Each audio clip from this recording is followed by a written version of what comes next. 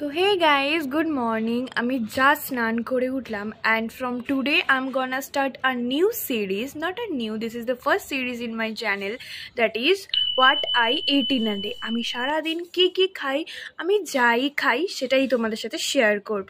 চলো এখন দেখি তাহলে সকালের ব্রেকফাস্ট কি করা যায়। যদিও এখন সকাল না, 12:10 বেজে গেছে। এই দেখো, আমি জানি না দেখতে পাচ্ছ কিনা। যাই হোক, তো এখন 12:10 বেজে গেছে, বাট আমি তখন ঘুম থেকে উঠেছি, তো আমার জন্য এটাই সকাল। চলো ব্রেকফাস্টে কি খাই দেখাচ্ছি। তো যেমন তোমাদের বললাম, আজকে ঘুম ভাঙতে ভাঙতে 12টা বেজে গেছিলো।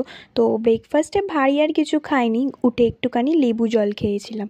তারপরে ডাইরেক্ট লাঞ্চ করেছি। এই যে ভাত, এখানে ডাল, এখানে করেছিল মা বাঁধাকপির তরকারি, আর এইটা আমার ওয়ান অফ দ্য ফেভারিট ছিল, মাছের ডিমের তরকারি আর লেবু।